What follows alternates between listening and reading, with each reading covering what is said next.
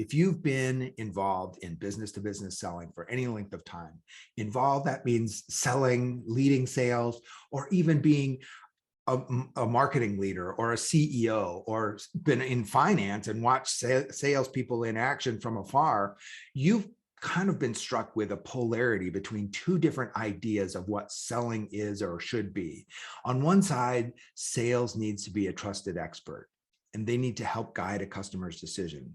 On the other side is this idea that sales is a process and we need to optimize the process. Let's divide the process down into its constituent parts and give different workers, production line workers, different steps of the process. There's cold calling. We're going to have cold calling experts who are by no means expert in the customer's business. They can't be trusted experts because they got to get 90 calls a day in. Then there's inbound callers or inbound call center agents who do a little bit of qualification. They're trained to ask questions, but the qualification questions to find maybe BANT or something, maybe even slightly less unsophisticated than BANT. Then there's demo specialists who take that contact information and barf out a demo for people. Then there's closers. Then there's the people who, after closing, ensure customer success, or they're the farmers or account managers. And so this idea of efficiently handling sales as a process where nobody in that process can be the trusted expert. What a polarity, isn't it?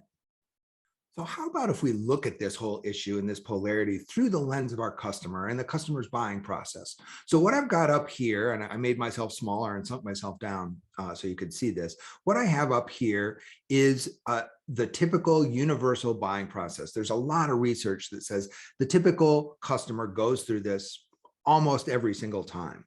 And that is, we start with understanding my situation. I'm not doing any buying now. There was a trigger event that told me maybe the status quo is unacceptable, but there might have just been a trigger event that says, hey, I need to question the status quo. So now I have to understand my situation, understand my world, try to find out who's affected, what process that I'm really talking about. Are there any upstream or downstream processes that I need to incorporate in my thinking? What outcomes? What am I thinking of accomplishing when I do this? And maybe define the project scope after I've defined, what the upstream and downstream effects are, and which ones are important, and which ones I'm going to include in the scope, and which ones are a little bit too far afield. Then I'm going to generate alternative, which means I'm going to generate a requirements document, assign a team of people to evaluate, look at try to gather, do some initial vetting of suppliers, get the core buying team and so forth. So you can read this. I don't have to read these bullets to you. That is, generate appropriate alternatives and figure out how I'm going to evaluate those alternatives. Now I go into the meat and potatoes of evaluating those alternatives against one another. I've got a process, I grind through the process, and then I do the implement, which is kind of implementation planning, implementation execution, metrics, and so forth there. So this is the average, the normal, almost the universal buying process. What we have been told by, I jokingly call them the sales industrial complex, is that what happens is the customer does most of this without us.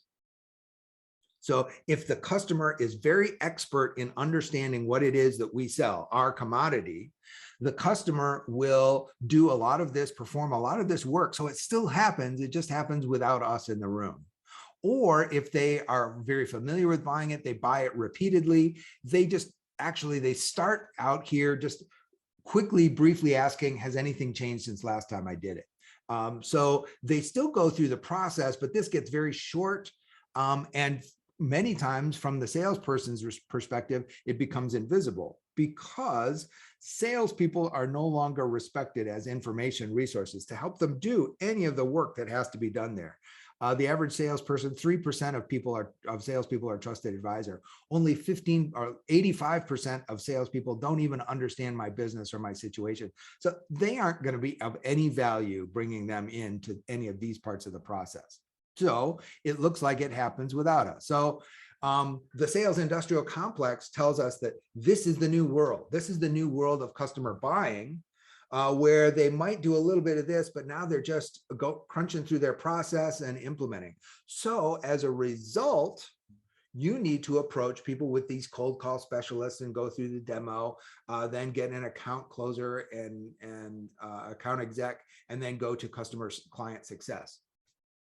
It makes sense if you assume that their customer behavior in doing this is right. But remember, the reason they did this was because they thought your salespeople weren't worth consulting anyway, or because they are very comfortable making this decision without your salespeople.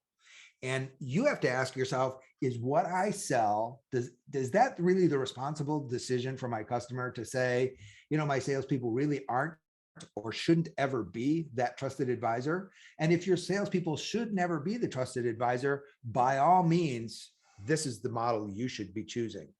However, if your customer does engage in this, they do want an expert. And it can be a salesperson, it can be a consultant they hire, it can be lots of people, but they are willing to engage with an expert. And if you would like that expert to be one of your sellers, now you have a sales process that is responsive to what the customer needs at that point. So you need to establish your value, establish that you are worthwhile, worthy of being that expert, and now apply your expert, help co-create needs. And now, instead of selling to them from their existing requirements, you're co-creating requirements. My friend Rob Hartnett calls this sell like you're already doing business together. So you're creating a co-implementation plan. You're working together towards the successful implementation and adoption of your product or service.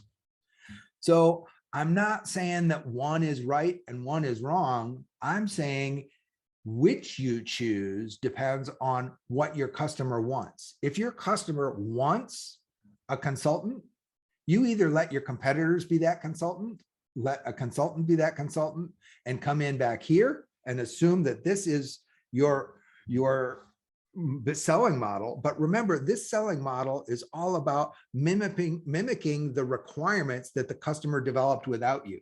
So every competing sales force is going to be working from those same requirements, which means you're not going to be differentiated, which means you're going to have to find some way to differentiate. And most of your salespeople, because they aren't expert at much of anything, they use price as their way of differentiating. So this could be a trap if this should be your world. Think about it. Call me if you've got any questions. I've got a diagnostic that helps you try to figure out which of these two worlds, whether you live in this world or whether you live in this world.